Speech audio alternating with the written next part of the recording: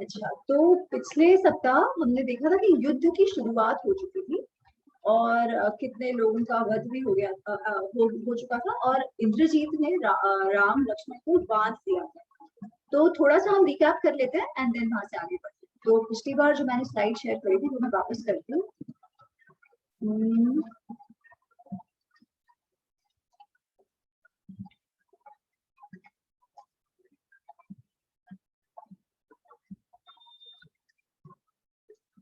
तो हमने देखा था कि लड़ाई शुरू हो चुकी थी और अलग अलग राक्षस आए थे, उनकी बड़ी सेनाएं आई थी, तो अलग अलग राक्षस आए थे और अलग अलग जो वानर सेनापति थे, वानर सेना के सेनापति थे, उन्होंने वो उनसे भिड़ गए। तो प्रघर्ष नाम का एक राक्षस था जिसको सुग्रीव ने मारा, विरूपाक्ष को लक्ष्मण ने मारा, हनुमान को जम्बूमाली ने मारा, हनुमान जी ने जम्बूमाली को मारा, राम जी ने 4 और राक्षसों को मारा, अंगद, और फिर इंद्रजीत वहां पर था। तो इंद्रजीत रावण का पुत्र, उसका जन्म तो मेघनाद नाम से हुआ था, परंतु क्योंकि इंद्र के साथ जब लड़ाई हुई थी तब वो इंद्र को कैद करने में उसने इंद्र को भी कैद कर लिया था।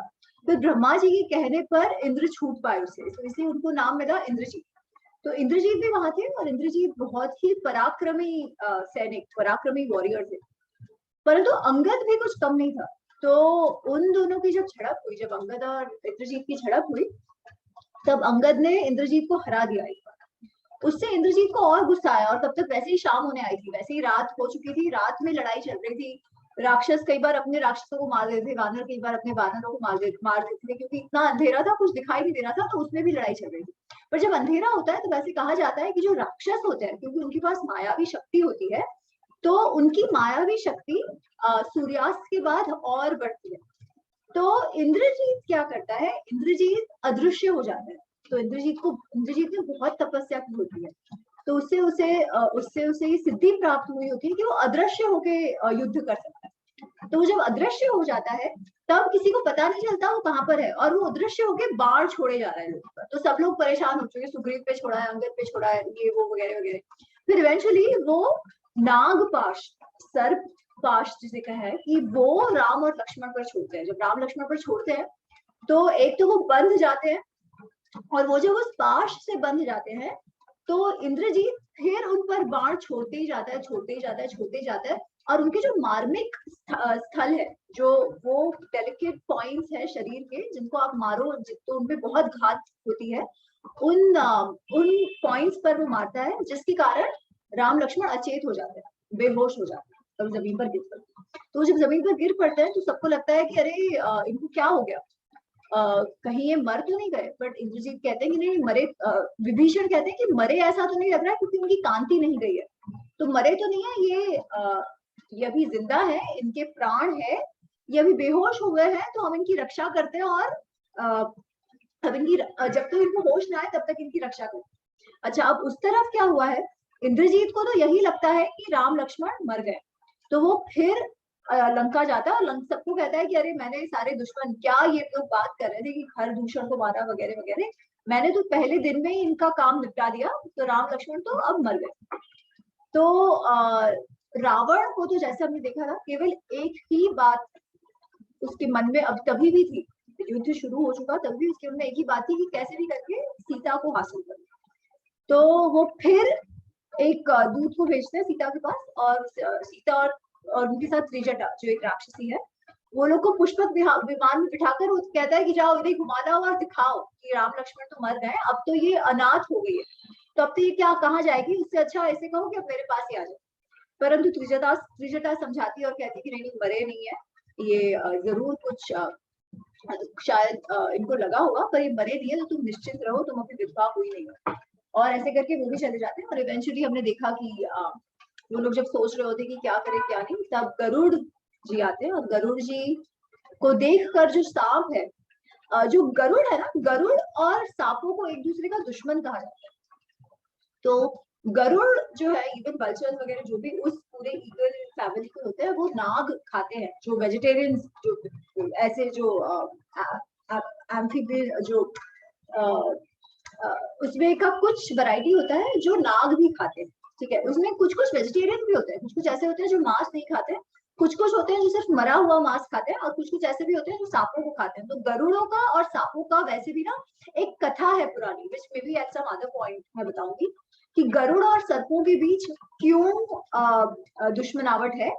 और it's a very interesting story, क्योंकि उसमें ऐसा है मतलब कि दोनों ही जो है वो कश्यप मुनि के संतान है, दोनों ही कश्यप मुनि के संतान है। गरुड़ जो है वो विनीता, कश्यप मुनि की एक पत्नी है विनीता। हमने पता है शुरुआत में जब रामायण किया था तो हमने पूरा क्रिएशन के बारे में जो रामायण में जो व्यू दिया गया था, जो पौराणिक व्यू है कि कश्यप मुनि की बहुत सारी की प्रजापति ने उनके साथ अपनी बहुत सारी बेटियों की शादी करवा दी थी, और अलग अलग बेटी से अलग अलग स्पीशीज उत्पन्न हुआ। तो उसमें हमने देखा था जो विनीता है उससे गरुड़ उत्पन्न हुए, जो कद्रू है, कद्रू से सर्प उत्पन्न हुए। और एक कहानी जो है उसमें सर्प और कद्रू और विनीता के बीच, कद्रू और विनीता के बीच कुछ अनबन हो जाती है, जिसके कारण वो फिर वो अमृत मंथन की सारी कहानी वगैरह वगैरह, अमृत वगैरह आता है उसमें, but not going there at that point. But तो गरुड़ को जो है उनको सर्प हंता कहा जाता है, तो इसलिए सारे जो सांप है वो वहां से भाग जाते हैं और राम लक्ष्मण को होश आ जाता है, और उनकी जो बुद्धि कही गई है वो भी दुगनी हो जाती है। तो ऐसे उसमें लिखा है कि गरुड़ के स्पर्श से। और हमने पिछली बार ये भी डिस्कस करा था कि गरुड़ का आना ये किस तरीके से हम समझे, तो 2-3 मत उसके विषय में भी थे, और तो हमने पिछले सेशन में डिस्कस किया। ओके ठीक है, तो ये तो पिछले सेशन की बात होगी। फिर क्या हुआ, तो उसके आगे जब गरुड़ जी गए और राम लक्ष्मण को होश आ गया, तो जो वानर सेना थी वो तो फिर एकदम खुशी में भर आई, और वो आवाज करने लगे, नाच करने लगे, उछलने लगे, कूदने लगे। तो रावण की लंकापुरी के अंदर आवाज आने लगी। तो उसे लगता है अरे ये क्या हो गया, मैं तो इंद्रजीत ने तो कहा था राम लक्ष्मण की मृत्यु हो गई है, अगर राम लक्ष्मण की मृत्यु हो गई है तो ये तो युद्ध ही समाप्त हो गया, तो ये इस तरीके से ये आवाज क्यों हो रहा है वहां पर, और कोलाहल कैसा अच्छा वाला कोलाहल, उत्साह वाला कोलाहल, ये कैसे चल रहा। तो ये आता है 51 सर्ग ऑफ युद्धकांड। तो युद्धकांड के 51 सर्ग का जो पहला श्लोक है पेज नंबर 379, उसमें आता है तेषां तु तुमुलम शब्दम वानराणाम महोजसा नर्दताम राक्षसैः सार्धम तदा शुश्राव रावण। तो बाकी राक्षसों के साथ रावण जो है वो ये क्या नर्दताम, वानरों का आवाज सुनता है, उत्साह पूर्वक जो वानरों का तुमुल नाद है, जो कोलाहल है, आवाज है, खुशी पूर्वक जो वो उछल रहे हैं वो सुनता है, और वो सोचता है अरे ये क्या हो गया। तो वो अपने कुछ लोगों को कहता है, तो श्लोक नंबर 7, ज्ञायताम तूर्णम एतेषां सर्वेषां च वनौकसा शोक काले समुत्पन्ने हर्ष कारणमुत्थितम्। शोक काले समुत्पन्ने कि जाओ पता लग, ज्ञायताम जाकर पता लगाओ, तूर्णम जल्दी से जाकर पता लगाओ कि ये जो वानर है वो इतनी आवाज क्यों कर रहे हैं, क्योंकि शोक काले समुत्पन्ने, राम लक्ष्मण की मृत्यु तो शोक की बात है, तो शोक की जब बात है तो ये लोग इतने हर्ष कारण उत्थिता, तो इतना हर्ष का क्या कारण आ गया है, तो ये जाकर आप लोग जरा पता लगाओ। तो वो जब राक्षस जाते हैं और पता लगाते हैं सब, तो उनको पता चलता है कि अरे राम लक्ष्मण तो जीवित हो गए। तो तब वो मरे नहीं थे, वो केवल बेहोश हो चुके थे, और वो नागपाश से भी अब छूट गए हैं और वो जीवित हो चुके हैं, और फिर लड़ाई करने के लिए उद्यत है। तो अब लड़ाई, तो अब युद्ध का अंत तो नहीं हुआ है, तो अब वापस रावण अपने कुछ राक्षसों को भेजता है। ठीक है, तो again we just run through till we come to the important. तो वो कहाँ पे है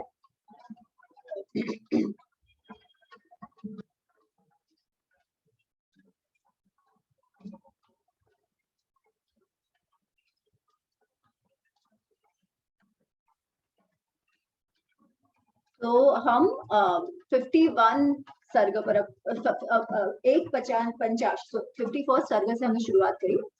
तो उसमें सबसे पहले धूम्र राक्षस, तो धूम्र राक्षस को रावण भेजता है सेना के साथ और कहता है तुम जाओ, तुम जाके इनको निपटाओ। तो धूम्र राक्षस आता है, सेना के साथ आता है, युद्ध होता है वगैरह वगैरह, और फिर इवेंचुअली हनुमान जी जो है, हनुमान जी उसका वध कर देते हैं। तो जब धूम्र राक्षस का वध हो जाता है तो फिर वज्रदंत आता है, जिससे अंगद की लड़ाई होती है।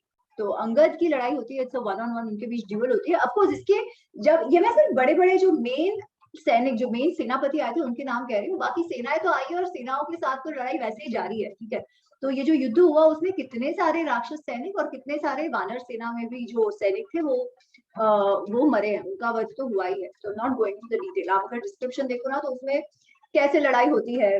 वानर सेना, जो मैंने आपको पिछली बार भी कहा था, अधिकतर वो लोग बड़े बड़े पेड़ों से पेड़ उछाल कर, बड़ी पर्वत शिलाएं, खंड, पाषाण खंड, पत्थर उठा उठा के अपने नाखूनों से, दांतों से उस तरीके से लड़ाई कर रहे हैं। और जो राक्षस सैनिक है उनके पास भी कुछ ये नहीं है, वो भी इस तरीके से कर रहे हैं। बट जो राक्षस सेनापति है सारे, उनके पास तो तलवारें भी हैं, गदाएं भी है, बाण भी है, धनुष बाण भी है, तो वो उन सबका सहारा ले रहे हैं।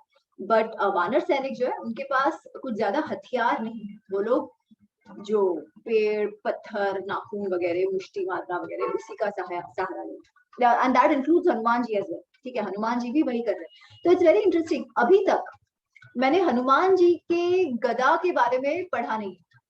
हम लोग जनरली जब हनुमान जी को इमेजिन करते हैं, जो पॉपुलर इमेजिनेशन है, पॉपुलर उनको जब दिखाते हैं, उनका छाया चित्र जब बताया जाता है, तो हमेशा हनुमान जी को गदा के साथ बताया जाता है। पर अभी तक पता नहीं, आगे जितना मैंने पढ़ा है, अभी तक हनुमान जी की गदा का कहीं पर भी मेंशन नहीं हुआ है। वो भी अपने मुष्टि से, क्योंकि बहुत ही ज्यादा बलशाली है, तो मुष्टि से, झापड़ से, पेड़ से, पत्थर से, उसी से वो भी अब तक तो वार करेगा। अंगद के पास तलवार है, तो अंगद के अभी तक बाकी सब भी जैसे वानर करते हैं वैसे वो कर रहा है, पर अंगद के पास कुछ शस्त्र भी हैं जिसमें तलवार है। तो तलवार का मेंशन आया है, इसलिए मैं कह रही हूँ। तो अंगद और वज्रदंत की लड़ाई होती है और अंगद वज्रदंत को मार देता है। अच्छा, just coming a little bit on the meanings of the words. धूम्र राक्षस, धूम्र मतलब धुआं, राक्षस मतलब राक्षस, तो उसका नाम भी वो आपको इल्यूजन में डाल दे, वो धूम्र राक्षस का अर्थ ऐसा हुआ। वज्रदंता, जिसके दांत जो है वो लोहे समान, लोहे समान मजबूत, लोहे समान आपको काट दे उस तरीके, तो उसका नाम वज्रदंता। अकंपन, तो उसके बाद जब वज्रदंता की मृत्यु हो जाती है फिर अकंपन आता है। अच्छा, अकंपन भी बहुत ज्यादा शक्तिशाली है और रावण को लगता है अब अकंपन तो डेफिनेटली इन लोग को इनको तहस नहस कर देगा, पर वापस ऐसा नहीं होता। हनुमान जी जो है वो अकंपन को भी मार देते हैं। अकंपन, कंपन मतलब शिवर करना, अकंपन मतलब जो शिवर नहीं करता, मतलब बहुत ही ज्यादा स्थिर कोई भी परिस्थिति में जो रहता है वो अकंपन। अच्छा, उसके बाद प्रहस्त को वो भेजता है। अच्छा, प्रहस्त जो है ना, अभी तक तो सारे सेनापति थे, प्रहस्त भी सेनापति है, बट प्रहस्त का नाम पहले भी कई बार आया है, क्योंकि प्रहस्त उनके बहुत ही करीबी, बहुत ही समीपी मंत्री भी थे, जिनके मत को कदाचित रावण कुछ भाव दे रहा। तो प्रहस्त तो थे वो एक्चुअली बहुत समीप के मित्र मंत्री जो भी आपको, वो रावण के थे, तो वो प्रहस्त को भेजता। ठीक है, तो प्रहस्त की जो बात है वो हम we just go back and read some parts over it.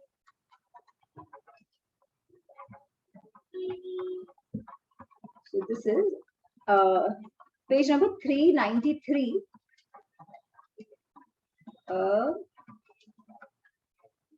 Page number 393 कहाँ गया? हाँ, सप्त पंचाशत, 57 सर्ग। तो 51 से 56 सर्ग हमारे हो गए, जो अभी तक हमने कहा ना, क्योंकि उसमें सारे डिस्क्रिप्शंस है कि लड़ाई कैसे हुई, किसने किसको मारा, फिर वो वापस जाता है। हर बार जब कोई किसी सेनापति की मृत्यु होती है तो रावण का विलाप है, तो ये सब आता है। सो आई एम जस्ट फटाक से वो खत्म कर रहे हैं, not going into details over there because वो काफी सिमिलर है।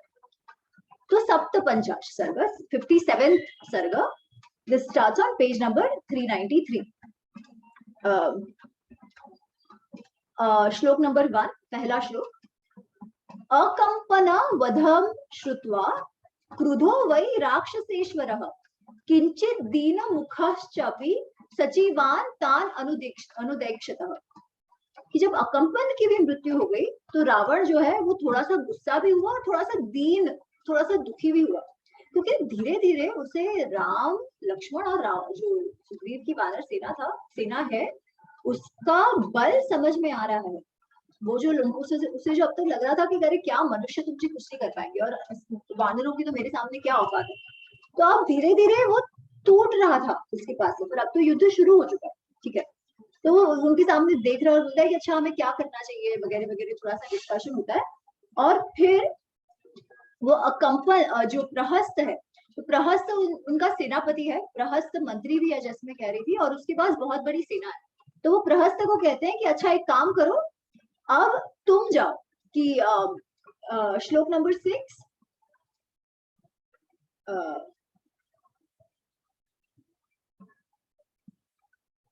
श्लोक नंबर 5 और 6, तो वी सी श्लोक नंबर 394 पे श्लोक नंबर 5। पुरस्य उपनिविष्टस्य सहसा पीडितस्य ना ना अन्य युद्धात् प्रपश्यामि मोक्षं युद्ध विशारदः अहं वा कुंभकर्णो वा त्वां वा सेनापतिर्मम इंद्रजीत वा निकुंभो वा वहेयु भारमिति। तो रावण कहता है कि ये जो युद्ध हुआ है इसके कारण क्या हो गया, पुरस्य उपनिविष्टस्य, लंका के बहुत ही ज्यादा पार, जो लंका का जो लंका पूरी जो है वो बहुत ही अच्छे से फोर्टिफाइड है, पर उसके बहुत ही ज्यादा पास वो कह रहे हैं कि वानरों ने छावनी डाल दी है। जो हमारे जो ओपोनेंट्स है वो एकदम हमारे बहुत करीब आ गए, और इनको यहाँ से निकालना, युद्ध के द्वारा निकालने के अलावा अब कोई मार्ग शेष नहीं रह गया है। और जो उनके बड़े बाकी जो सैनिक अब तक थे धूम्र राक्षस वज्रदंता वगैरह वगैरह, उनकी तो मृत्यु हो चुकी है। तो वो कहते हैं अब कुछ ही लोग बचे हैं जो इनको पूरे तरीके से निकाल सकते हैं। तो वो कौन कौन, वो कहता है मैं हूँ, या तो कुंभकर्ण है, या तो इंद्रजीत है, या निकुंभ है, या फिर तुम हो। हमारे 5 के अलावा ये कोई और कर नहीं सकता है, इसलिए अब तुम यू टेक द मैंडल, अब तुम ये मेरे सेनापति बनो और जाकर इनको खुद खदेड़ डालो और विजय बन के आओ, ठीक है। बट ये कहने से पहले, क्योंकि प्रहस्त मंत्री भी है और प्रहस्त की बात को वैल्यू भी करता है, तो वो कुछ पूछता है प्रहस्त। सो दिस इज श्लोक नंबर 11। आपत् संशयित्या श्रेयो न अत्र निसंशयीकृतः प्रतिलोम अनुलोम वा यत्तु नो मन्यसे हितम्। तो रावण कहता है कि युद्ध जो होता है उसमें कुछ निश्चित नहीं कह सकते, उसमें मृत्यु हो भी सकती है, मृत्यु नहीं भी हो सकती है, इसलिए कोई कितना भी वीर हो उसका क्या होगा ये निश्चित तौर पर कहा नहीं जा सकता। तो तुम मुझे ये बताओ जो तुम्हें सबसे ज्यादा अनुकूल लगता है, जो हमारे हित में है। नह मन्य से हितम, नह इज हमारे, तो हमारे हित में जो भी तुम्हें लग रहा है सही या गलत या जो भी, वो तुम मुझसे बात बताओ कि हमें क्या आगे करना चाहिए, how should we proceed from here, ठीक है। तो नाउ प्रहस्त से समथिंग वेरी इंटरेस्टिंग, वो कहता है श्लोक नंबर 13 श्लोक, राजन मंत्री पूर्वम नह कुशलै सह मंत्री भी विवादश्चापि नो वृत्तः समवेक्ष्य परस्परम। वो कहते हैं राजन ये बात जो है ना हमने पहले भी बहुत डिस्कस करी है, युद्ध हुआ उसके पहले भी रावण ने कितनी बार अपने मंत्रियों को बुलाया कि भाई आगे क्या करना चाहिए, तभी विभीषण ने इतने अच्छे अच्छे उनको सुझाव दिए और सबने कहा कि नहीं नहीं तुम तो एकदम कावर्ड्स नपुसंकों के जैसे बात कर रहे हो, तुम्हें तो कुछ पता नहीं है, तुम तो कुल हंता हो, तुम कुल पे दाग हो, हमारे राक्षस कुल पे दाग हो। और ये सब कह के विभीषण को उन्होंने सभी ने विभीषण का बहुत अपमान किया था। तो ये जो वापस रावण पूछ रहा है कि तुम मेरे हित की बात बताओ, तो रहस्य कह रहा है कि हमने इसका डिस्कशन कर लिया है, पहले भी हमने इसका डिस्कशन कर लिया है, पर हम किसी निश्चित मत पर नहीं पहुंचे थे, ये विवाद में पड़ गए थे क्या करना चाहिए क्या नहीं करना चाहिए। तो कहता है ऐसा मत बन रहा था कि प्रदानेन तो सीतायाः श्रेयो व्यवसितं मया अप्रदानेन पुनर्युद्ध दृष्टमेव तथैव दत्तम्। तो वो कहता है कि मुझे तो लगता है कि श्रेय किसमें था, हमारे पास केवल 2 ही ऑप्शंस थे, या तो सीता को वापस दे दो या तो युद्ध करो। ये जब वो शार्दुल और शुक ये जो सारे गुप्तचर जो दूत बन के गए थे या गुप्तचर बन के गए थे, वो लोग जो वापस आके रावण को बता रहे थे कि कितना बल है वानर सेना में, राम वो लोग ने तो पुल बांध लिया, पुणे का पूरा पुल बांध के वो लोग समुद्र पार कर आ गए, उनमें बहुत शक्ति है। तो वो सब कहते हैं कि आप सोच लो आपको क्या करना है, या तो सीता को वापस दे दो। उसके खुद के जो माल्यवान उनके नाना जी, उनकी खुद की माँ, उनके बूढ़े मंत्री, सबने ये सलाह दी थी कि भाई तुम समझो और सीता को वापस दे दो। पर रावण को तो ये था ना कि नहीं नहीं क्या सीता को वापस दे। और कुछ कुछ वो महाऔदर जैसे जो कुछ और उनके मंत्री थे, उन्होंने कहा था अरे तुम्हें किस बात का डर है, तुम रुके भी क्यों, you don't even have to wait to get Sita's permission, जाकर capture her, force yourself on her. इस तरीके के सुझाव और सलाह रावण को देने वाले उनके मंत्री थे। इसीलिए जो सब सही की सलाह दे रहे थे वो उसने वैसे भी अनसुनी कर दी। तो प्रहस्त कहता है कि मुझे तो पहले भी लगता था प्रदाने न तो सीता यहाँ श्रेयो व्यवस्थितम मया, मेरे द्वारा तो मेरे को तो यही लगता था कि सीता को देने में श्रेय है, परंतु अप्रदाने पुनर्युद्धम दृष्टमेव तथैव च, तथैव न, कि अगर नहीं देते तो युद्ध तो निश्चित था, नहीं देते तो युद्ध तो निश्चित था, और वो परिस्थिति आज आ चुकी है।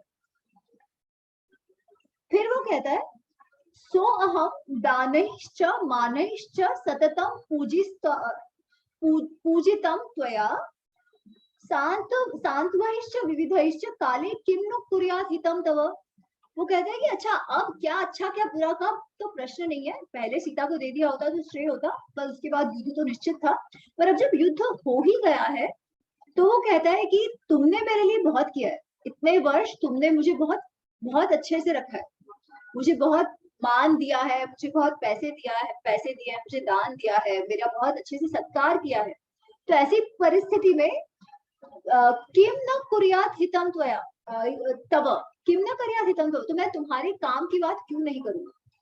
तो वो कहता है क्यों मैं तुम्हारे काम की बात क्यों नहीं करूंगा, अब युद्ध तो उपस्थित हो ही चुका है, नहीं मैं जीवितम रक्ष्य पुत्र दार धनानि च त्वं पश्य माम जुहुष्यन्त त्वदर्थे जीवितम युधि। तो कहता है कि मुझे मेरे पुत्र पत्नी वगैरह धन इसकी भी कोई चिंता नहीं है, तुम देखना इस युद्ध रूपी यज्ञ में मैं अपने आप की आहुति दे दूंगा, इसलिए मैं तुम्हारे लिए कुछ भी करूंगा। पहले अगर हम दे देते तो ठीक था, पर अब ये परिस्थिति ऐसी आ गई है कि इससे अब छुटकारा नहीं है, तो जो भी हो इस समय भी मैं तुम्हारे लॉयल ही रहूंगा और जो चाहिए वो मैं करूंगा। सो दिस इज व्हाट हैपेंस। तो वो प्रहस्त भी जो है, तो प्रहस्त सेना लेकर जाता है, और एज एक्सपेक्टेड वहां पर भी यही होता है कि प्रहस्त और नील की लड़ाई होती है। तो प्रहस्त पहले तो जब आते हैं तो राम उनको देखकर कहते हैं कि अरे ये तो बहुत तेजस्वी कोई है, ये कौन है। तो विभीषण जो है वो परिचय देते हैं कि प्रहस्त है, ये बहुत रावण के का बहुत समीपी है। लंका की जो 1/3 सेना है, लंका की जो 1/3 सेना है वो इसके अंडर है, प्रहस्त के अंडर, ऐसा कहते हैं विभीषण। तो खैर तो वो जब आते हैं तो वापस लड़ाई होती है वगैरह वगैरह, और नील के साथ 1-on-1 फिर ड्यूअल शुरू हो जाता है प्रहस्त का। और इवेंचुअली पहले तो नील को बहुत मारते हैं, पहले तो नील से बहुत लड़ाई होती है। नील एक परिस्थिति ऐसी है कि नील केवल खड़ा है और प्रहस्त मारे जा रहे हैं, उसको बाण छोड़े जा रहे हैं, और नील भी इतना शक्तिशाली है कि वो केवल बाणों को अपने ऊपर लिए जा रहे हैं। तो उनकी लड़ाई होती है, but eventually Neel succeeds in killing Prahasta. तो हम कहाँ पढ़े अब?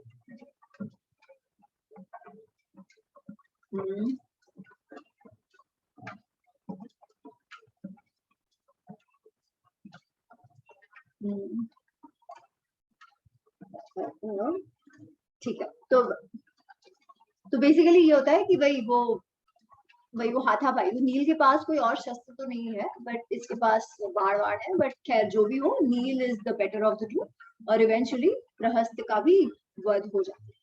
अब जब प्रहस्त का वध हो जाता है तब तो डेफिनेटली रावण को थोड़ा सा धक्का लगा, और अब धक्का भी लगा है और रावण का थोड़ा सा चिंतन शुरू हो जाता है।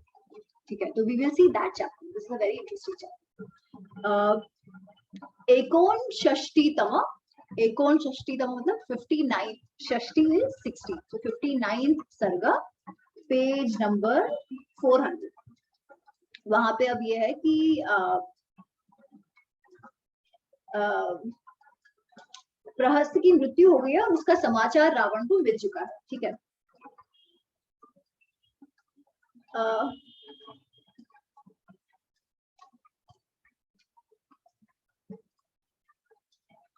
श्लोक नंबर 4। तो अब उसे है कि अब क्या करे, अब प्रहस्त भी मर गया है, तो अब तो उसे ये तो निश्चित हो गया है कि राम लक्ष्मण जो है वो ऐसा ही कोई नहीं है। ठीक है, तो ही से श्लोक नंबर 4, श्लोक नंबर 4, न अवज्ञा रिपवे कार्या यही अरि इंद्र बल साधन सूदितः सैन्य पालों में सानुयात्र सकुंजरः।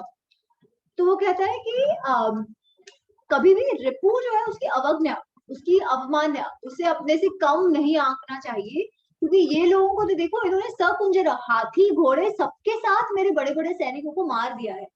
अब मेरे पास केवल एक ऑप्शन, और वो क्या ऑप्शन है? तो कहता है सो अहम रिपु विनाशाय विजया या विचारयन स्वयमेव गमिष्यामि रणशीर्षम तद अद्भुतम। तो वो कहता है कि अब मैं ही जाऊंगा, इतने सारे सेनापति तो मेरे मारे गए हैं, अब मैं स्वयं जाऊंगा और क्या करूंगा, रणशीर्षम तद अद्भुतम, और मैं जाकर रण पर बेसिकली विजय पाऊंगा। तो मैं अभी जाकर इनको सबको सिखा देता हूँ, ठीक है। और वो अपनी सेना को उद्यत करता है और जाने के लिए तैयार हो जाता है। तो वो जब जाने के लिए तैयार होता है तो वो अकेला नहीं होता। जब वो जब आ रहा है तब वो अकेला नहीं होता, उसके साथ जो बाकी सारे उसके कुछ बड़े सेनापति हैं वो भी सेना के साथ साथ उसके साथ निकल रहे हैं। और वो जब निकल रहे हैं ना, जब रथ में आरूढ़ होकर जब निकल रहे हैं लंकापुर के बाहर, तो राम उनको दूर से देखते हैं कि ये कौन आ रहे हैं, ठीक है।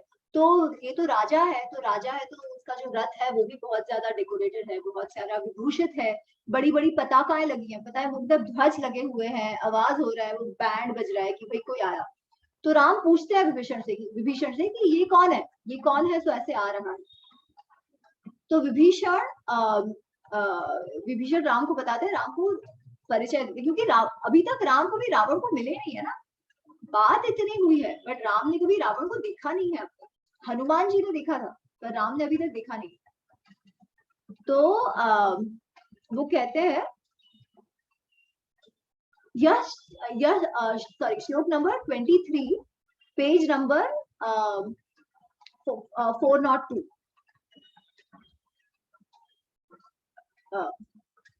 यश्च एष नानाविध घोर रूपैः व्याघ्र उष्ट्र नागेन्द्र मृगाक्ष वक्त्रैः भूतैः वृतो भाति विवृत नेत्रे यो असौ सुराणां दर्पहन्ता यत्रै यत इंदु प्रतिमं विभाति छत्र सीतं सूक्ष्म शलाकायं अग्रम यत्र एष रक्षसोऽधिपति महात्मा भूतैः वृतो रुद्र इव भाति इव अभाति।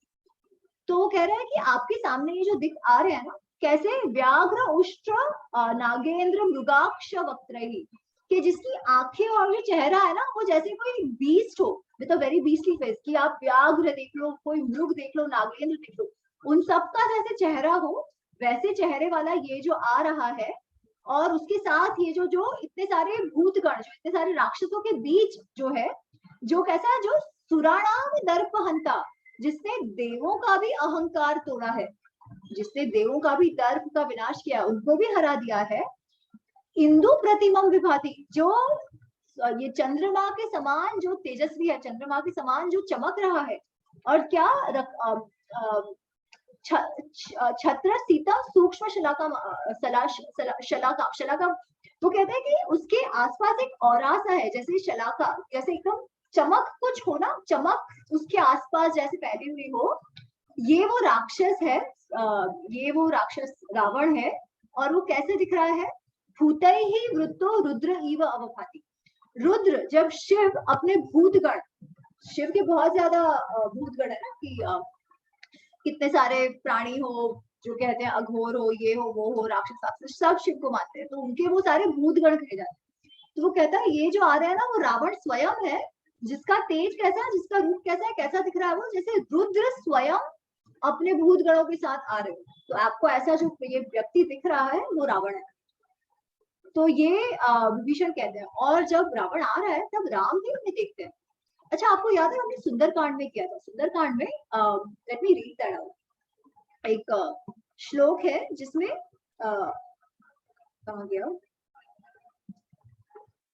सुंदरकांड में जब पहली बार जब हनुमान जी रावण को देखते हैं, तो उनका क्या उनका जो इम्प्रेशन होता है, उनके मन में जो विचार आए हैं वो क्या है?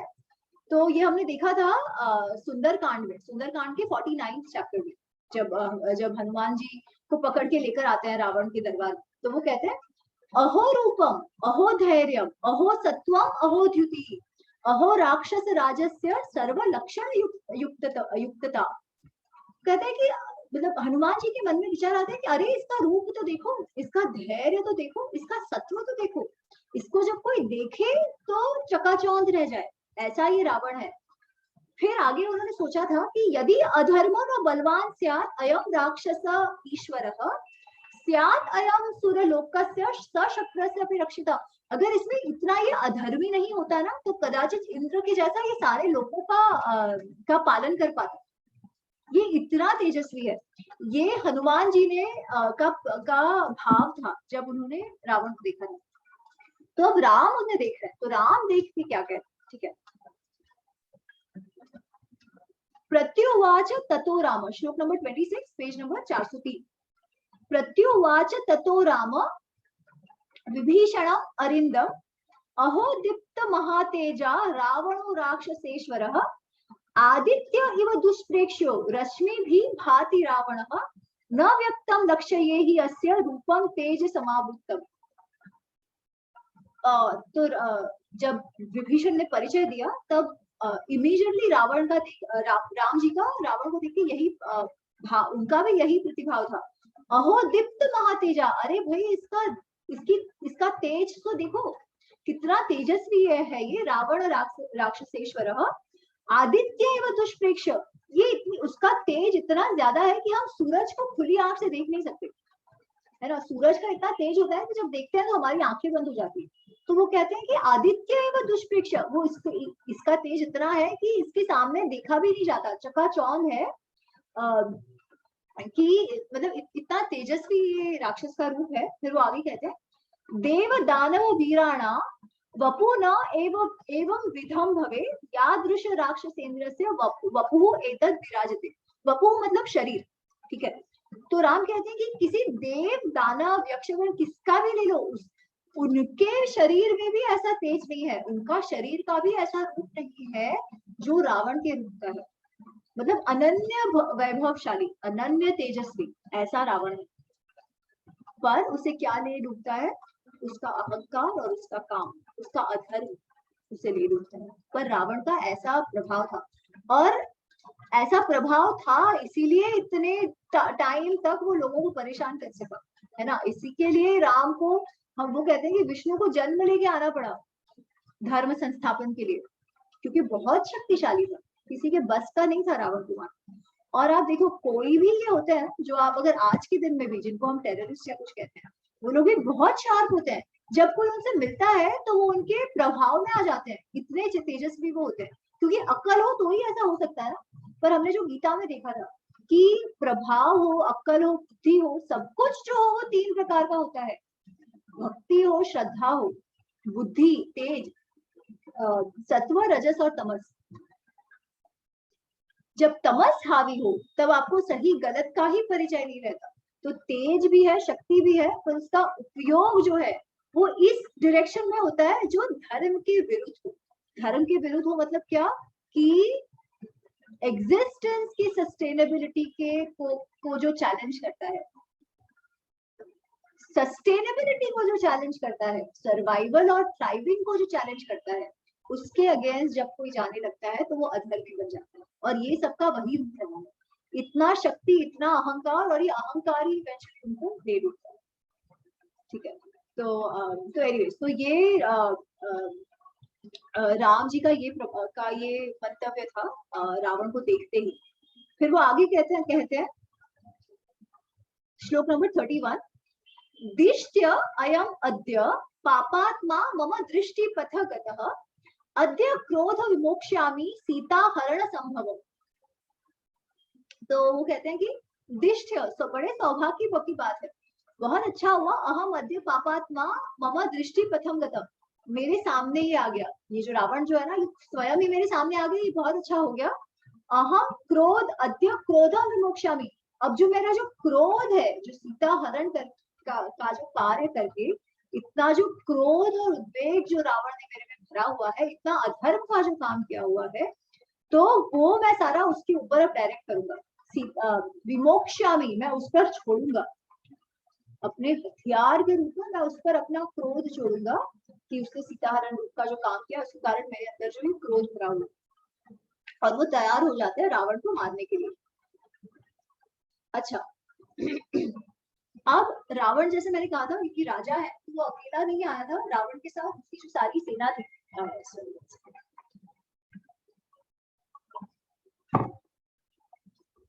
रावण के साथ उसके जो बाकी सारे सेनापति थे, इंद्रजीत भी आया था, कुंभ भी आया था, बाकी जितने सारे लोग थे वो सारे आए थे। तो वो जब लंकापुरी के द्वार पे, अब जब युद्ध में के निकल रहे तब पहुंचते हैं, तो रावण को बोलता है कि अरे आप सब लोग जाओ, ठीक है। तो व्हाट डज ही टेल है, श्लोक नंबर 34, इह आगतम माम सहितम भवद्भिः वनौकस छिद्रम इदम विदित्वा शून्यां पुरीं दुष्प्रहसां प्रमथ्य प्रदर्शयेयु सहसा समेत। वो कहता है कि अच्छा आप मेरे साथ जो इतने आए हो, इससे कहीं वानरों को हमारा छिद्र न दिख जाए, क्योंकि सारे के सारे सेनापति अब युद्ध पे आ गए। तो आप अगर सारे आ जाओगे तो वानरों को लगेगा कि अभी लंकापुरी तो शून्य हो गई, तो वो लोग एक्चुअली सबके सब लंकापुरी में धावा कर देंगे। और फिर तो अगर वो लोग एक बार अंदर घुस गए तो हमारे साथ तो हमको उनको निकालना बहुत मुश्किल हो जाएगा। इसलिए आप लोग एक काम करो, आप लोग वापस जाओ, जो सारे हमारे भवन है, जो सारे गोपुर है वगैरह वगैरह, उसके ऊपर जाकर आप देखो चल क्या रहा है, और जरूरत पड़े तो फिर बात। पर अभी के अभी आने की आवश्यकता नहीं है, क्योंकि मेरे साथ सेना भी है और मैं तो अकेला ही काफी हूँ, है ना। ये तो उनके उसके मन में था ही, अभी भी उसे ये तो था ही कि मैं अगर निकला तब तो इनकी खैर नहीं। मैंने तो इंद्र को भी मैं तो दर्प हंता, देवों का दर्प हंता हूँ, मुझे तो देव भी कुछ नहीं कर सकते, तो ये तो कभी भी वानर और मनुष्य ही।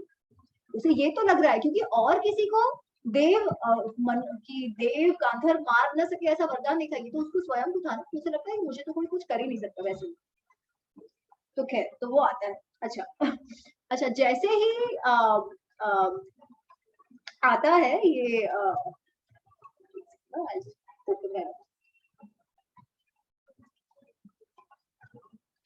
तो जैसे ही रावण बाहर आता है अपनी सेना के साथ, तो सुग्रीव है ना, अपने उसे तो वैसे ही रावण भी बहुत गुस्सा है, और वो कहीं ये दिखाना भी चाहता है कि भाई देखो मैं कितना शक्तिशाली हूँ, और मैं राम जी आपके लिए सब करने को तैयार हूँ, ठीक है। तो जैसे ही रावण बाहर निकलता है तो सुग्रीव उस पर धावा बोल देता है, ठीक है। He jumps on him and he tries to fight with him, और बड़े पेड़ के साथ उस पर मारता है वगैरह वगैरह। But Ravan is a force to reckon with, ठीक है। रावण ऐसा ही नहीं है, उसको जो मन में अहंकार है, उस अहंकार भी काफी कारण है। तो वो सुग्रीव को पछाड़ देता है, ठीक है। तो जब सुग्रीव पछाड़ा जाता है तो उसके बाद गवाक्ष करके एक और वानर सेनापति आते हैं, फिर और जम्बूनाथ करके एक सेनापति आते हैं, फिर वगैरह वगैरह। सो ऐसे करके एक के बाद एक के बाद एक के बाद एक बहुत सारे सेनापति आते हैं, वो सारे के सारे गिर जाते हैं। अंगद आता है, उसे भी रावण हटा देता है। फिर उसके बाद हनुमान आते हैं, ठीक है। तो हनुमान से तो पहले रावण का भिड़ना हो चुका है, ठीक है। तो वो इनके बीच का युद्ध कैसे होता है, तो I just read a little of that, बहुत इंटरेस्टिंग है। तो क्या होता है,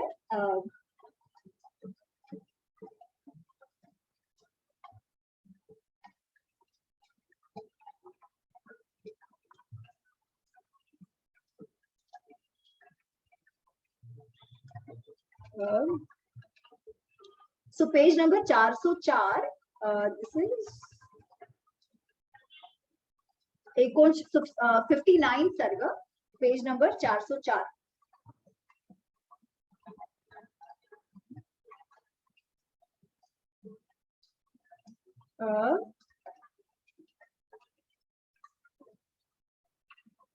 तमालोक्य महातेजा हनुमान मारुतात्मज, सॉरी श्लोक नंबर 53, तम आलोक्य महातेजा हनुमान मारुत आत्मजः निवार्य शरजालानि विद्रुद्रावस स रावण।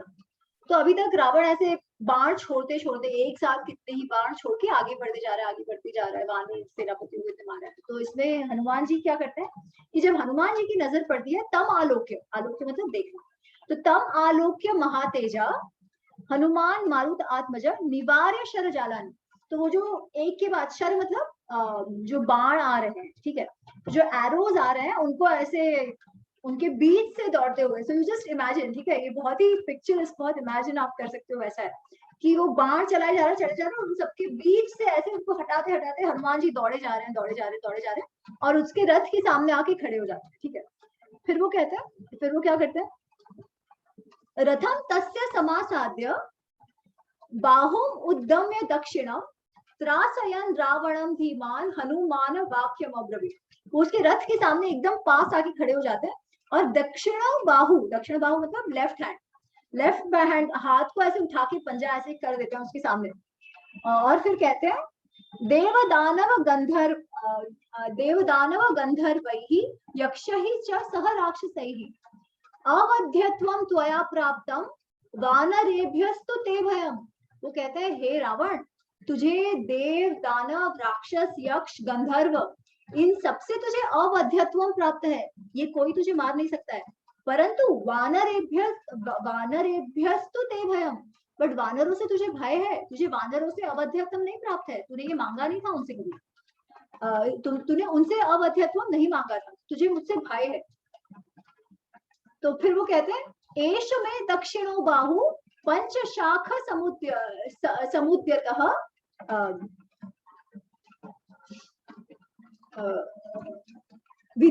विधामिष्यति ते देहे भूतानां चिरोषितम।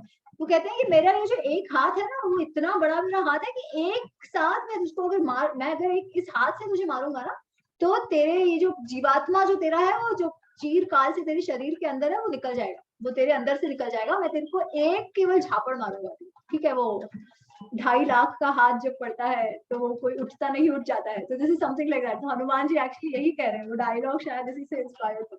तो कहते हैं मैं तुझे एक हाथ मारूंगा तो तेरी पूरी जान निकल जाएगी। तो पर रावण भी रावण है, तो वो कहता है श्रुत्वा हनुमतो वाक्यम रावणो भीम विक्रमः सरक्त नहन क्रोधात इदम वचनम अब्रवीत। तो वो ऐसे गुस्से में आकर लाल आंख करके बोलता है क्षिप्रम प्रहर निशंकः स्थिरां कीर्तिं वाप्नुहि ततस्त्वां ज्ञात विक्रांतम नाशिष्यामि वानरः। तो रावण कहता है ठीक है, तू क्या कर सकता है, कर ले मुझ क्षिप्रम प्रहार, जल्दी से मेरे पे प्रहार कर, मैं भी देखूं तेरे में क्या है, और मुझ पे प्रहार करके तू यश प्राप्त कर ले। तू खुश रहे कि तूने मुझ पर प्रहार किया है, मैं देख लूं तेरे में कितनी शक्ति है, तेरा कितना पराक्रम है, उसके पश्चात मैं तुझे देखूंगा, उसके पश्चात मैं तुझको तेरा नाश कर दूंगा। नाशिष्यामि वानर, मैं उसके बाद तेरे को तेरा विनाश करूंगा। तो अब हनुमान उसे याद करवाते हैं। रावणस्य वचन श्रुत्वा वायुसूनो उवर्चो वायुसूनो वचो अब्रवीत। वायुसूनो वचो अब्रवीत, वायुसूनो मतलब उसका बेटा, वायु के पुत्र ये वचन कहते हैं, ये शब्द कहते हैं। प्रहतम ही मया पूर्वम अक्षम तव सुतम स्मर। वो कहते हैं अरे याद कर, पूर्वम मतलब पहले, मैं जब लंका आया था तब तू याद कर, प्रहतम मैंने तेरे पुत्र अक्ष को मार दिया था। तो जब आप जो सुंदरकांड में हमने देखा था कि जब हनुमान जी सीता जी को मैसेज दे देते हैं कि भाई कि हाँ आपका पता करने के लिए राम उद्यत है, आप यहीं रहना, हम आपको लेकर आएंगे वगैरह वगैरह। तब वो जो वापस जा रहे हैं तब वो अशोक वाटिका को खदेड़ देते हैं, क्योंकि वो चाहते हैं कि उनको पकड़ के कोई रावण के पास लेके जाए। तो तहस नहस करने लगते हैं वहां पर। तब बहुत सारे तब तो लंका में किसी को मालूम नहीं है कि ये वानर है कौन, ये हनुमान जी हैं, ये कुछ तो वो नहीं जानते। तो उसे पकड़ने के लिए बहुत सारे लोग भेजता है रावण, पर एक के बाद एक करके सबको हनुमान मार देते हैं। तो अक्ष है जो इंद्रजीत का छोटा भाई है और रावण का पुत्र है, वो आता है तो उसे भी हनुमान जी ने मार दिया होता है। तो वो कहते हैं स्मर प्रहतम ही मया पूर्वम अक्ष तव सुत, तेरा पुत्र अक्ष जो है उसको मैंने मार दिया था। तो वो जब ये कहते हैं तो रावण को और गुस्सा आता है और वो क्या कहता है, एक थप्पड़ मार देता है वो, क्योंकि उसके सामने हनुमान खड़ा है और हनुमान ने कहा है कि मैं तुम्हें एक थप्पड़ मारूंगा। तो एवं उक्त्वा महातेजा रावणः राक्षसेश्वरः आजघान अनिल सूतम तलेन ओरसी वीर्यवान। तलेन मतलब हाथ से, पंजे से, ओरसी मतलब छाती पर। तो जब हनुमान कहते हैं याद कर तेरे पुत्र को मैंने मारा था, तो एक ऐसे थप्पड़ वो उसकी छाती पे लगा देते हैं, छाती पे जोर से वार करते हैं। तो वो जो वार करते हैं तो क्या होता है, सतलाभि हस्तेन चचाल च मुर्हु स्थितो मुहूर्तम तेजस्वी स्थैर्यं कृता महामती आज घान से संक्रुद्ध तेलेन एव अमरद्विषम। तो जब ऐसे छाती पे मारा होता है रावण ने, तो हनुमान जी कैसे होते हैं कि चचाल, वो भी ऐसे हिल जाते हैं और धीरे धीरे ऐसे घूमने लगते हैं कि ऐसे कि एकदम जैसे कोई मारे जोरदार तो क्या होता है, तो ऐसे हिल जाते हैं और घूमने लगता है। फिर थोड़ी देर बाद स्थित होते हैं और वो भी रावण को एक चपेट देते हैं। तलेन, तो वापस तलेन इव, तो वो भी सामने एक थप्पड़ लगा देते हैं। तो तेन तथा तेन अभिहतो वानरेण महात्मना दशग्रीव समाधूत यथा भूमि तले अचल। वो तो ऐसे नीचे गिर जाता है। तो जब हनुमान उसको मारते हैं तब रावण ऐसे नीचे गिर जाता है और फिर उनके बीच ये लड़ाई चल रही होती है। तो एट सम पॉइंट क्या होता है कि वैसे ही हाथों से और मुष्टियों से उनकी लड़ाई हो रही होती है। एट सम पॉइंट रावण जो है वो इतना जोर से उसको हनुमान को मारते हैं और कुछ बार बार चलाता है, कुछ करता है, तो हनुमान जी जो है वो अचेत पड़ जाते हैं, वो बेहोश हो जाते हैं जमीन पर। ठीक है, तो जब वो बेहोश हो जाते हैं तो क्या होता है, तो नील जिसने प्रहस्त को मारा था वो आ जाता है और वो सामने लड़ाई कर देता है। ठीक है, तो अब रावण के पास तो धनुष बाण सब कुछ है, नील के पास कुछ नहीं। ठीक है, तो नील जब लड़ाई में आ जाता है तो तब बेसिकली वापस वो नील को मारने लगते हैं। नील बहुत प्रयत्न करता है, बट नील पत्थर फेंकने का प्रयत्न करता है तो रावण उसे धनुष बाण से मार देते हैं वगैरह वगैरह।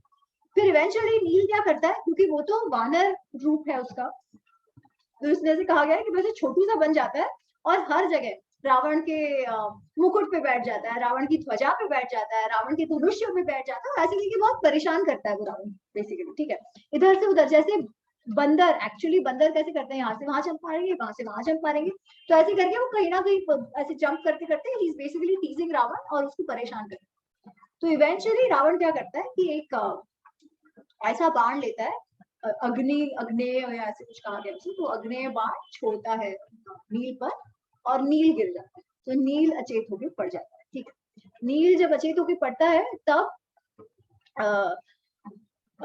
वहां पर लक्ष्मण जी आते हैं। ठीक है, और लक्ष्मण इवेंचुअली, रावण भी देखता है कि अभी कोई ऐसे मनुष्य रूप में कोई है तो कदाचित ये राम लक्ष्मण में से ही कोई होगा। तो वो रावण लक्ष्मण को देखता है एंड लक्ष्मण उनको फिर चैलेंज करते हैं कि अरे अभी तक तुम क्या इन सब वानरों के साथ क्यों लड़ाई कर रहे हो, मेरा सामना करो, मुझसे लड़ाई करो। ठीक है, so this is what happens.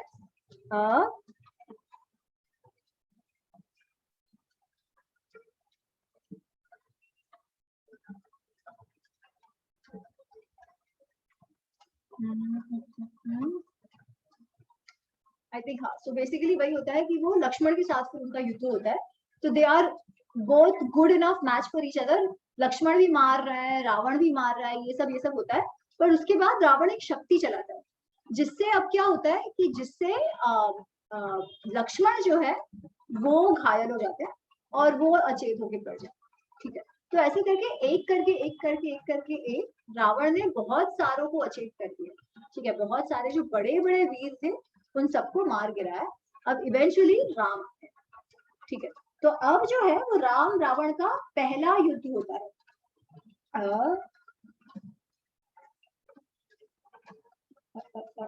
एक सेकंड, वो कहाँ पर है, मैं जो पढ़ना था।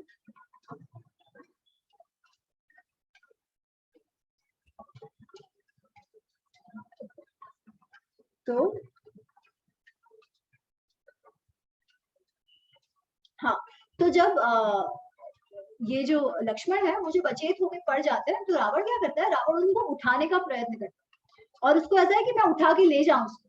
ठीक है, परंतु रावण से लक्ष्मण उठते नहीं है, ऐसा कहा गया है, रावण से लक्ष्मण उठते नहीं है। उतनी देर में हनुमान तुरंत आ जाते हैं और वो लक्ष्मण को उठा के राम के पास लेके जाते हैं।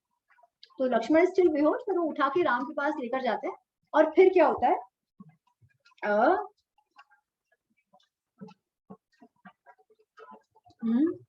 अब अच्छा, इसके बाद आती है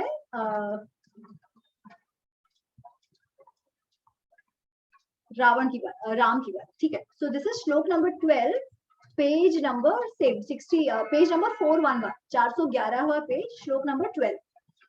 निपातितं महावीरा वानराणां महाचमु राघवस्य रणे राघव तो रणे दृष्ट्वा रावण समभिद्रवत्। तो निपातितम महावीरा, कितने सारे जो महावीर थे, जो वानर सेना के वीर थे, वो एक के बाद एक करके सब लोग गिर गए, सब लोग हार गए। निपातित मतलब गिरना, डजंट नेसेसरीली मीन कि मर गए, बिकॉज ये कोई भी मरा नहीं है, ये सारे अचेत होकर गिरे। They all get back to होश, थोड़ी देर में सबको कॉन्शियस, सब सारे कॉन्शियस हो जाते। बट उस समय तो सारे गिरे हुए हैं, तो उन सबको देखे हुए महाचमू की जो युद्ध भूमि में चमू मतलब सेना, तो ये जो बड़ी बड़ी सेना को गिरते हुए देखकर फिर रावण स्वयं लड़ाई करने आते हैं राघव के साथ। राघव स्वयं लड़ाई करने आते हैं रावण के साथ। फिर अथ एनम अनुसंक्रम्य हनुमान वाक्यम अब्रवीत। तो हनुमान कहते हैं, मम पृष्ठम समारूह्य राक्षसम शास्तुम अर्हसि विष्णु यथा गरुड़मंत मारूम्या वैरिणा। तो वो कहते हैं कि हनुमान जी राम से कहते हैं कि आप एक काम करो, आप मेरे पृष्ठ पे आरूढ़ हो जाओ, क्योंकि रावण के पास तो रथ है, इनके किसी के पास तो रथ नहीं है, अब तक सब ऐसी जमीन पे उनसे लड़ाई कर रहे थे। तो हनुमान कहते हैं आप मेरे पर आरूढ़ हो जाओ, मम पृष्ठम समारूह्य, मेरे पृष्ठ पे आकर आप रावण के साथ लड़ाई करो। तो राघव क्या करते हैं, राम क्या करते हैं, वो स्वयं वो भी मान जाते हैं और वो हनुमान के पीछे चढ़ जाते हैं और उनके कंधों पे बैठ के फिर वो रावण के साथ युद्ध करना शुरू करते हैं। फिर क्या होता है,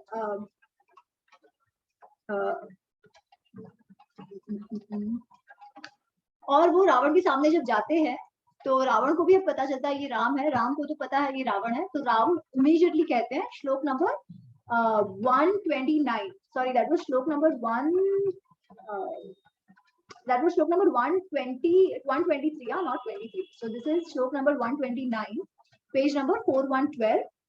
तिष्ठ तिष्ठ मम त्वं हि कृत्वा विप्रयम ईदृशं कह नु राक्षस शार्दूल गत्वा मोक्षम अवाप्स्यसि। अब राम कह रहे हैं, तिष्ठ तिष्ठ, खड़े रहो खड़े रहो, उधर खड़ा रहे अभी, भागकर मत जाना। मम त्वं हि कृत्वा विप्रयम ईदृशम, मेरा बुरा कर मेरे साथ इतना अन्याय कर कह तू राक्षस शार्दूल गत्वा मोक्षम अवाप्स्यसि, कहाँ जाके तुझे मोक्ष मिलेगा, कहाँ भागेगा तू, कहाँ मुझसे बच के तू भागेगा, इसलिए यहाँ खड़ा रहे, मैं तुझे अभी दिखाता हूँ। ठीक है, और वो कहता है कि तू किधर भी भाग जा, कहीं पर भी तू भाग जा, तू मुझसे अब बच नहीं पाएगा। और ये कह के उन दोनों का युद्ध शुरू हो जाता है। ठीक है, वो कि तुझसे तू कहाँ भागेगा, और फिर वो आगे याद दिलाते हैं कि भाई मैं कौन हूँ, कि तुझे भले लगता हो कि मैं मनुष्य हूँ पर मैं कौन हूँ। तो श्लोक number 132, page number 4112, Ram says, एतेन च अति अद्भुत दर्शनानि शरैः जनस्थान कृत आलयानि चतुर्दशानि आत्वरा युद्धानि रक्षा सहस्राणि निषुदितानि। वो कहते हैं और तू याद रख, जनस्थान में तेरे 14,000 चतुर्दश सहस्राणी 14,000 जो तेरे राक्षस सैनिक थे, जो खर दूषण के साथ थे, उनको मैंने अकेले हाथों उनको मारा है, उनका हनन किया है। इसलिए तू याद रख मैं कौन हूँ, मैं तुझे भी छोड़ने वाला नहीं। ठीक है, और वो लड़ाई करने लगे। तो वो जब लड़ाई करने लगे ना, तो रावण ने क्या किया, rather than attacking Ram directly, उसने हनुमान को मारना शुरू किया, क्योंकि हनुमान जी के पीठ पे राम थे, तो उसने बाण छोड़ के हनुमान जी को घायल करना शुरू किया। तो उससे राम को और भी गुस्सा आ गया, तो राम जी और क्रोध में भर गए, और फिर एक के बाद उन्होंने ऐसा पराक्रम दिखाया, ऐसे बाण छोड़े कि रावण इस परिस्थिति में आ गया कि उसका रथ टूट गया था, उसका सारथी मर गया था, उसके घोड़े मर गए थे, उसका ध्वज टूट गया था, उसका छत्र टूट गया था, उसके सारे बाण वेस्ट हो गए थे, उसका धनुष्य भी टूट गया था, वो भी उठा सके ऐसे रावण ने कुछ बचा नहीं।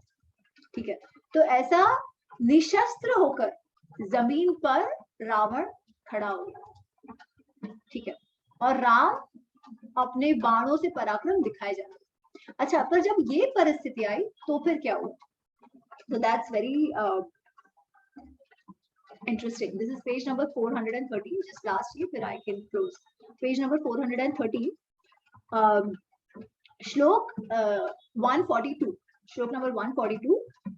राम कहते हैं, राम रावण से कहते हैं, जब वो ऐसी परिस्थिति में है कि उसके हाथ में कुछ भी नहीं है, निशस्त्र जब वो हो गया है, कृतम त्वया कर्म महत् सुभीमं हत प्रवीरश्च कृतः त्वया अहम तस्मात् परिश्रांत इति व्यवस्य न त्वाम शरैः मृत्युवशम नयामि.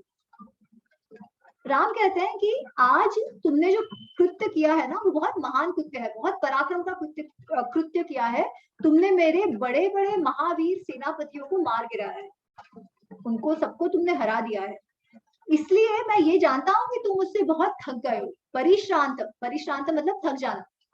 तुम मुझसे बहुत थक गए हो, इसीलिए इस समय मैं मेरे बाणों से तुम्हें मृत्यु में नहीं भेजूंगा. I will not kill you. वो कहते हैं कि मैं इस समय तुम्हें मृत्युवश नहीं करूंगा, क्योंकि तुम्हारे पास एक तो कोई शस्त्र नहीं रहा है और तुमने आप बहुत पराक्रम किया है, जिसके कारण मैं जानता हूं कि तुम थक गए. ठीक है, इसलिए मैं तुम्हें मारूंगा नहीं. वो कहते हैं प्रयाहि जानामि रणार्धि स्वम प्रविश्य रात्रिम चराज लंका आश्वस्य निर्याहि रथी च धन्वी तदा बलम प्रेक्षसी में रथस्थ. वो कहते हैं कि प्रयाहि जानामि रणार्धि तव्यम, जाओ तुम जाओ. मैं जानता हूं कि तुम आज जो लड़ाई हुई है उससे बहुत थक गए हो, उससे बहुत तुम्हारी हालत खराब हुई है. तो प्रयाहि, जाओ तुम. प्रविश्य रात्रि, ये रात हो गई है, तुम जाओ लंका में प्रवेश करो, आराम करो. आराम कर फिर वापस आना. कैसे वापस आना? अपना रथ और धनु, वापस अपना रथ और अपने अस्त्र शस्त्र लेकर तुम आना. तब तुम देखना, तदा बलम प्रेक्षसी में रथस्थ, तब रथ में बैठकर तुम मेरा बल देखना, तब मैं तुम्हें दिखाऊंगा. ठीक है. और ऐसे करके एकदम शर्मनाक परिस्थिति में डालकर रावण को राम निकल आते हैं और रावण भी जो है वो चला जाता है अपने लंकापुरी. ठीक है. अच्छा, अब रावण का बहुत नाक कट गया है जो हुआ है. ठीक है, तो आई थिंक मैं थोड़ा सा ये करके I can stop. I think 5-10 minute और ले लेती हूँ मैं. I think it is okay with everybody. तो क्या होता है, जस्ट 2 पेजेस, कुछ लोग लेना है and then it will be a good end. तो ऐसा एकदम दिन दुखियारा बनकर, शर्मनाक हार का सामना कर अब रावण जा रहे हैं लंकापुरी. तो फिर षष्ठीतम 60th सर्ग, पेज नंबर 414, 414. स प्रविश्य पुरीं लंका राम बाण भयार्दितः भग्न दर्प तदा राजा बभूव व्यथतेन्द्रियः. लंकापुरी कैसा प्रवेश किया उन्होंने? प्रविश्य पुरीं लंका राम बाण भयार्दितः, राम के बाण से भयभीत हुए, राम के बाण से भय से त्रस्त हुए रावण ने भग्न दर्प, जो अहंकार उसका था वो भग्न हो गया, वो टूट गया. ठीक है. दर्पहंता, जो वो देवों का दर्पहंता था, अब राम उसके दर्पहंता बन चुके थे. बभूव व्यथतेन्द्रिय, हर एक बहुत ही हर इंद्रिय उसकी दुखी थी. जो हुआ था आज वो जानकर उसकी पूरी इंद्रियां दुखी थी. मातंग इव सिंहेन गरुड़ेन इव पन्नगः अभिभूतो अभवत राजा राघवेण महात्मना. जैसे कोई गजराज, जैसे कोई हाथी, कोई बहुत ही बलशाली हाथी किसी सिंह से हार जाए, और जैसे कोई नाग, पन्नग, पन्नग मतलब नाग, सांप कोई गरुड़ से हत हो जाए, उस तरीके से अभिभूत, इसी तरीके से हार गए थे रावण राम के द्वारा. ब्रह्म दंड प्रतीकाना विद्युत चलित वर्चसा स्मरण राघव वाणानाम विव्यथे राक्षसेश्वर. कि जैसे कोई ब्रह्म दंड हो, कोई मतलब डिवाइन दंड जस्टिस देने कोई उसे आया हो, और विद्युत चलित, जैसे जैसे लाइटनिंग स्ट्राइक्स यू, है ना. राम इतने पराक्रमी थे, राम का ऐसा बल, ऐसा स्किल था राम का कि गीता में जो कहते हैं ना कि सारे आयुधधारियों में, सारे अस्त्रधारियों में मैं राम हूँ, ये कहते हैं कि अर्जुन ये सब तो बहुत ही बलशाली है, पर वो कहते हैं कि जितने भी अस्त्रधारी हैं उनमें कृष्णा कहते हैं अस्त्रधारियों में मैं राम हूँ, क्योंकि राम जैसा वॉरियर आज तक शायद कोई नहीं था. उनकी स्किल ऐसी थी, वो जब बाण चलाते थे तो इसमें लिखा है विद्युत चलित, जैसे लाइटनिंग स्ट्राइक हुई, आपको पता भी ना चले और आपको वो आके उड़ा जाए, ऐसा उनका वेग था। जो हमने देखा था कि एक बाण से उन्होंने 7 झाड़ों को उड़ा दिया, है ना, जब उन्होंने किष्किंधा में बाली का वध करने के पहले जब अपना ये दिखाया था कि एक बाण से वो, उसका मोमेंटम क्या रहा होगा कि वो एक बाण से 7 पेड़ टूट गए, क्योंकि जब वो हिट करता है पेड़ को तब तो उसका रिवर्स फोर्स होना चाहिए ना, पर उसके बाद भी वो मोमेंटम ऐसा हुआ कि वो सबको लेकर गए 7 के 7 पेड़ों को। तो ऐसे विद्युत चलित उनके जो बाण थे, उससे राक्षसेश्वर रावण उसको याद करके बहुत ही व्यथित हो रहा था। फिर वो कहते हैं, फिर वो अपने सारे जो सेनापतियों के बीच अपने दरबार में जो बैठे हैं, बहुत व्यथित होकर बैठे हैं, तब अब रावण याद करते हैं कि क्या हो रहा है उनके साथ। सो ही से श्लोक नंबर 5, सर्वं तत् खलु में मोघम यत् तप्तम परम तपः यत् समानो महेंद्रेण मनुष्येण विनिर्जिता। वो कहता है कि मोघम यत् तप्तम परम, मेरी ये जो सारी तपस्या थी ना, मैंने जो इतनी सारी तपस्या की है, वो क्या हो गई, मोघम, मोघम मतलब फ्यूटाइल, अमोघ मतलब one that never fails, and मोघम मतलब one that is failed, one that is futile, जो जिसका कोई अभी काम नहीं बचा। तो वो कहते हैं कि आज मेरी सारी तपस्या जो है वो व्यर्थ हो गई, क्योंकि मेरे जैसे महेंद्र, जो महेंद्र रूपी मेरा बल है, इंद्र रूपी मेरा बल है, उसको आज एक मानव ने हरा दिया। एक मानव के सामने मेरी जो हार हुई है, उसके कारण जो मेरा सारा जो तपस्या है वो सारी वेस्ट हो गई। इदम तद ब्रह्मणो घोरम वाक्यम माम अभ्युपस्थितम मनुष्येभ्यो विजानीहि भयम त्वमिति तत्तथा। तो वो कहता है कि इदम तद ब्रह्मणो घोरम वाक्यम माम अभ्युपस्थितम। तो वो कहता है कि आज मेरे सामने ब्रह्मण मतलब ब्रह्मा जी का, ऑफ ब्रह्मा जी के वो जो शब्द थे वो आज मेरे सामने उपस्थित हुए हैं। और वो क्या शब्द थे, उन्होंने कहा था मनुष्येभ्यो विजानीहि भयम त्वमिति। तुम ये ध्यान रखना, ये ध्यान में रहना, विजानी, ध्यान रखो कि तुम्हें मनुष्य से भय होगा, ऐसा ब्रह्मा जी ने तब कहा था। वो आज मेरे सामने बात खड़ी हुई है। देव दानव गंधर्वैहि यक्ष राक्षस पन्नगैहि अवध्यत्वम मया प्रोक्तम मानुष्येभ्य न याचितम।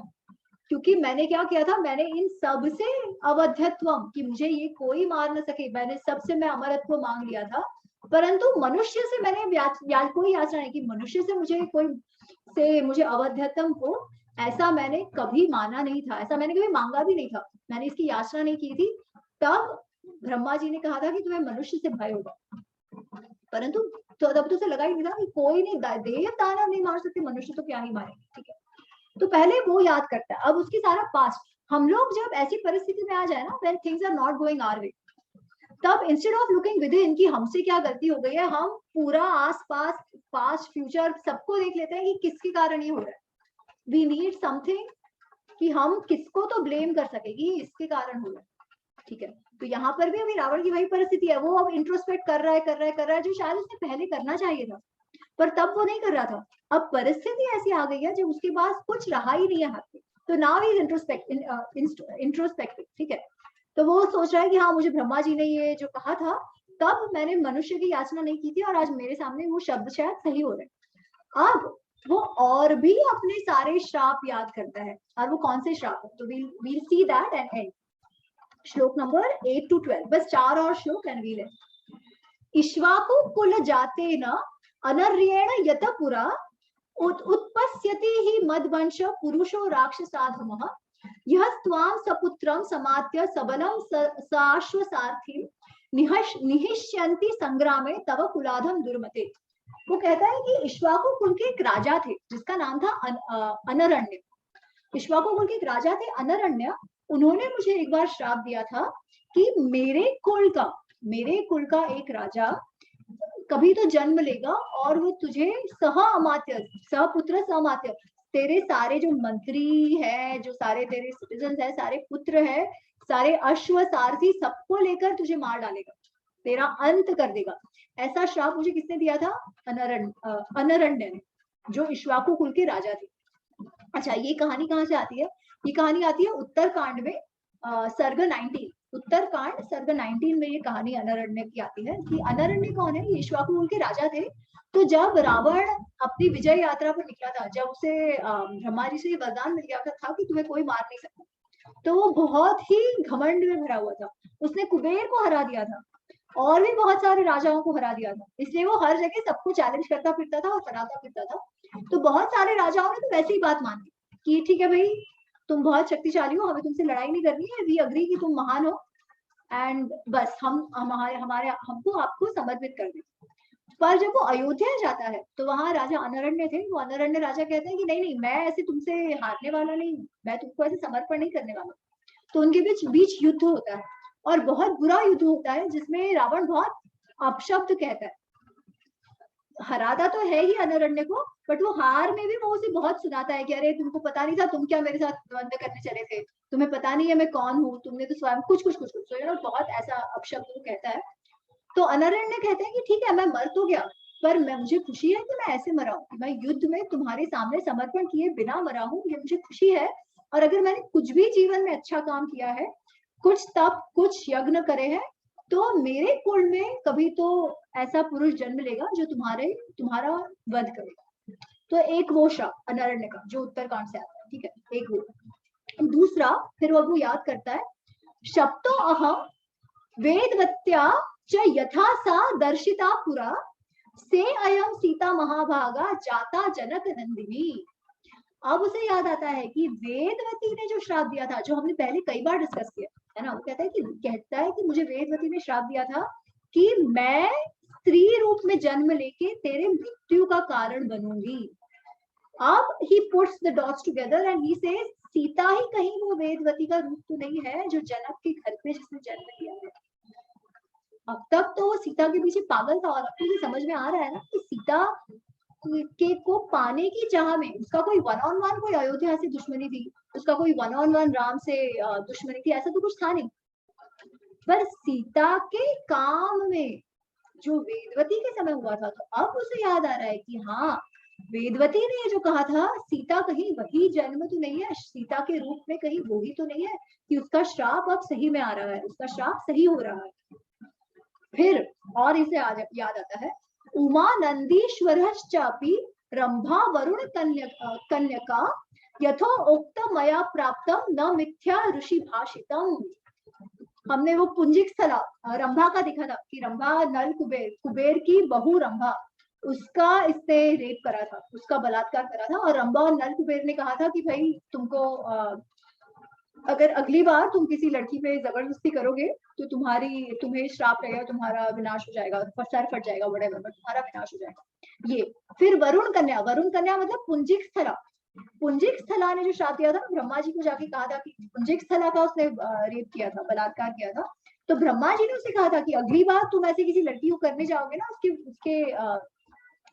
उसकी सम्मति के विरुद्ध, तो ऐसा तुम्हारा सर फट जाएगा।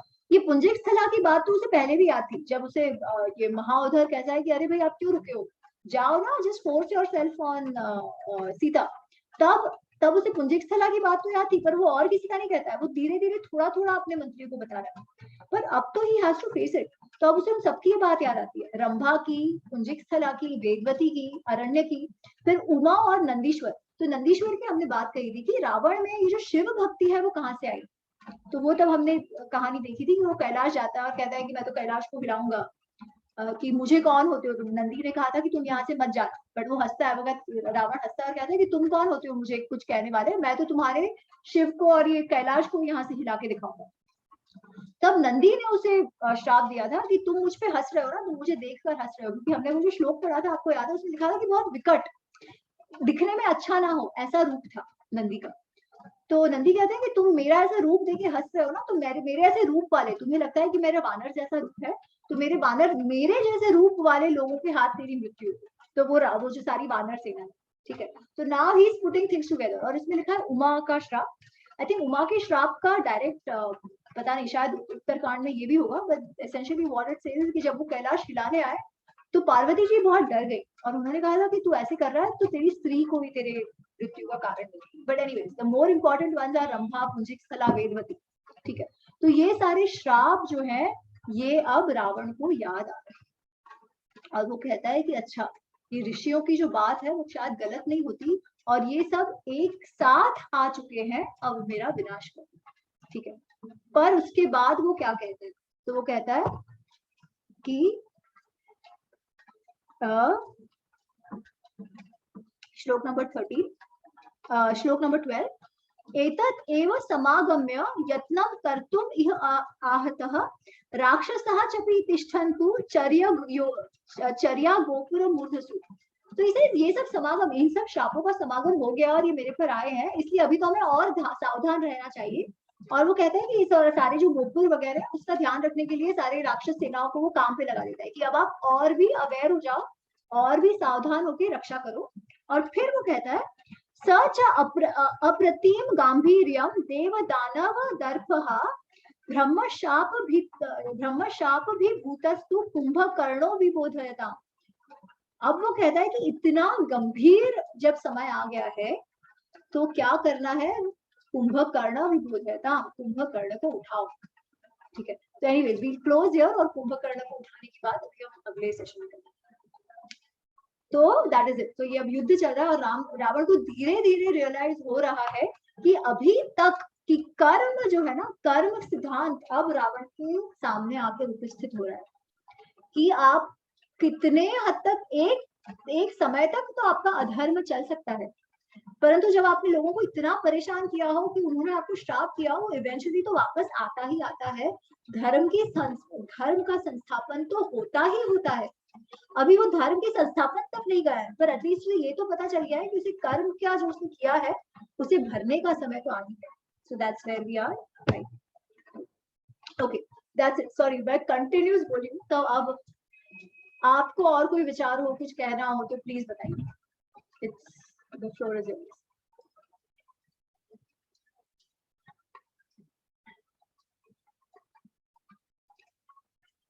नो थॉट्स, मैंने सारा टाइम दे दिया। ओके, ठीक है, कोई नहीं। सो वील मीट अगले सप्ताह, हम प्रार्थना कर लेते हैं।